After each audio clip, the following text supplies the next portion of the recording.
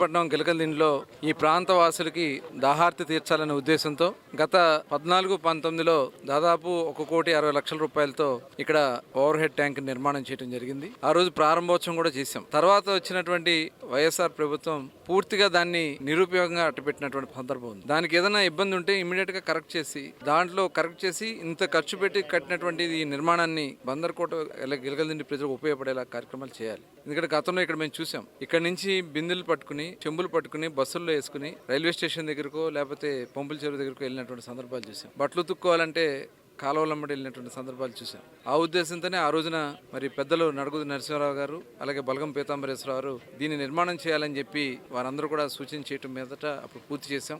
మళ్ళీ 5 సంవత్సరాల తర్వాత ఈ రోజు దాదాపు మరొక 20 లక్షల రూపాయలకు ఖర్చు పెట్టి ఇవాళ దాన్ని మళ్ళీ ప్రజలకు అందుబాటులో తీసుకొచ్చేదానికి చేయటం అనేది కొంత వాళ్ళు చేసిన నిర్లక్ష్యానికి కొద్దిగా ఇబ్బంది ఉన్నా ఈ రోజు తిరిగి మళ్ళీ దాన్ని వాడుకలో తీసుకుని వచ్చిన మనస్ఫూర్తిగా ఆనందంగా ఉంది. తప్పకుండా ఈ అవకాశాన్ని సద్వినియోగం చేసుకుని మరి డైరెక్ట్ పంపింగ్ ఉంది, అలాగే రిజర్వాయర్ నుంచి కూడా గిలకల్దిండి వాసులకు నీళ్లు అందించే కార్యక్రమం ఉంటుంది. దీన్ని అందరూ కూడా సద్వినియోగం చేసుకోవాలని చెప్పి కోరుకుంటూ మరొకసారి ఈ కార్యక్రమం ఇచ్చేసిన పెద్దలందరూ కూడా ధన్యవాదాలు తెలియజేస్తాను.